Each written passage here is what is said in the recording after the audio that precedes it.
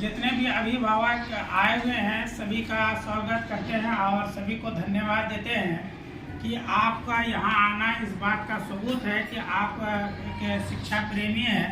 क्योंकि आपके बच्चे पढ़ते हैं तो पढ़ाई के संबंध में ही कोई बातें होगी, यही बात सुनकर के आप आए हैं, इसीलिए आप सबको जो है धन्यवाद।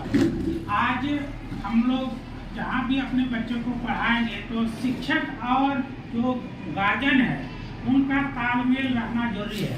क्योंकि बच्चे को आप खिला पिला करके घर से भेज देते हैं यहाँ, अब आपका बच्चा पहुँचा कि नहीं पहुँचा, हम लोग ये समझते हैं कि आप बच्चे को नहीं भेजते हैं, आप सोचते हैं कि हम तो बच्चे को भेज दिए। इस तरह से कई बार होती है कि बच्चे रास्ते ही में रह जाते हैं। घर वाले खुश होते हैं कि हम स्कूल भेज दिए हैं और स्कूल से हम लोग को ये शिकायत होती है कि बच्चे गार्जियन बच्चे को नहीं भेजे।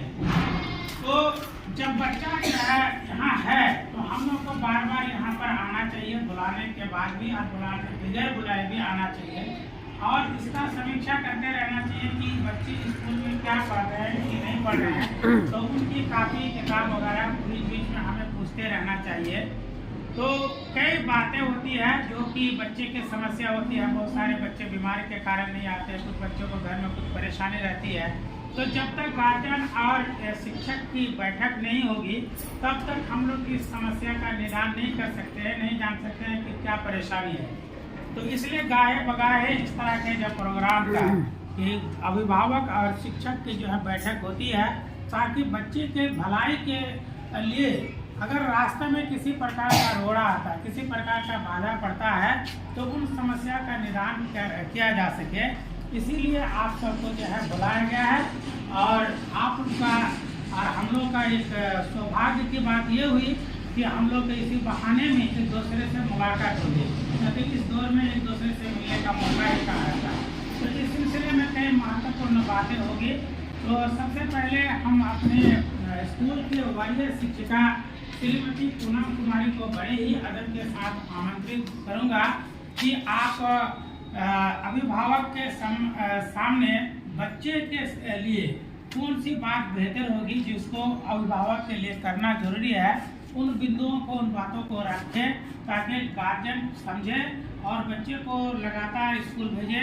बच्चे के अंदर जो कमी खामी है उसको कैसे पूरा किया जा सके, इन सब बातों पर रोशनी डालेंगे हमारे वरीय शिक्षिका श्रीमती पूनम कुमारी।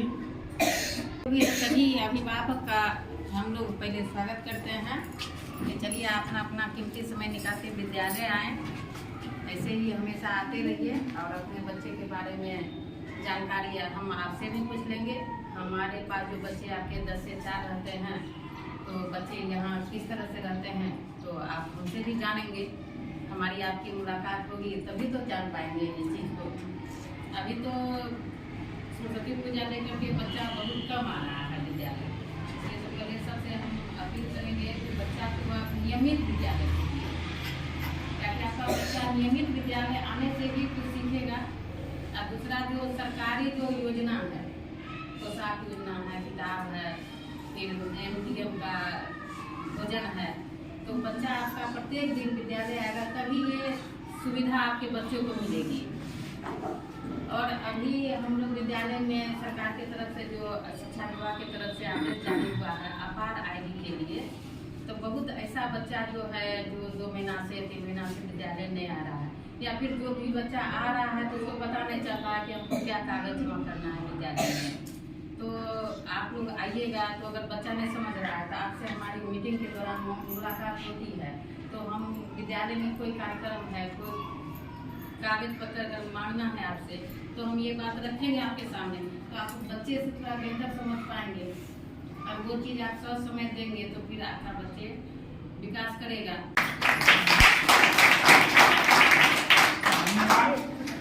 हमें अपने विद्यालय के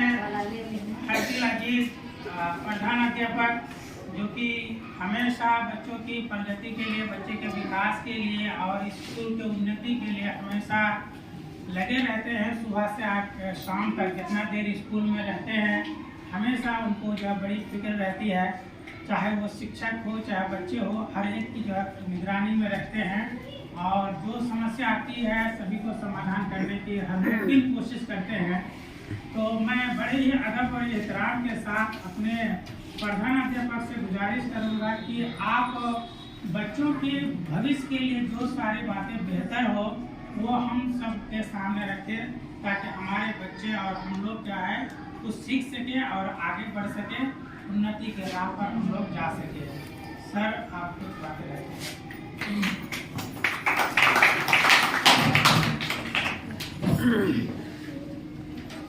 हमारे विद्यालय में पढ़ने वाले बच्चों के आदरणीय माता पिता, जितने भी अभिभावकगण हैं, सबको हम हाथ जोड़ करके प्रणाम करते हैं।